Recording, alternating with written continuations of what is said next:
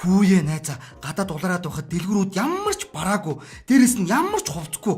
Одоо хоёул яах вэ? Харин тийм ээ. Би энэ бүсгүй чүчиг нэмгэн нойтоо хувц өмсмөр л байна штэ. Гадаа халуун болоод идэг. Би энэ өвлийн хүртэгтэйгээ хорхог болж дууслаа штэ найзаа.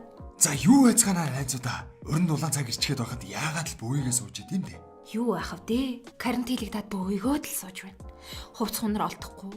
Бага хувцнууд нь үнэтэй хувцнууд л байгаад бах. Хил хаацсан бүр юм ховор болж байна да найз минь. Та хэд ч арай өөр хувц байхгүй юм биш үсттэй. Найз нь карантинаас болоод жин нэмээд хувцснууд харахаа байсан штэ.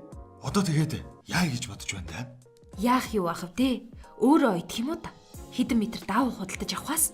За юу гэж тэ найз минь цаан чин, цоо шин, банана гэд хувцсны дэлгүүр нэгдсэн байна. Банана гинэ найзаа.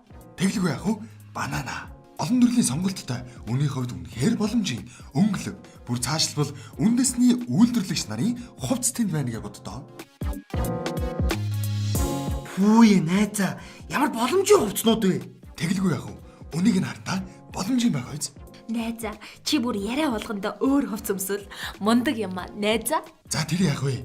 Бананы дэлгүүр нь 99,000 төгрөгнөөс дээш худалдан авалт бүр хонжиртой суглаа өгч байна гэж боддоо. Суглаанд хожвол Crown 175 автомашины эзэн болно шүү дээ. Найзууд нь өжөө худалдан авалт хийгээд суглаагаа авчлаа найзаа.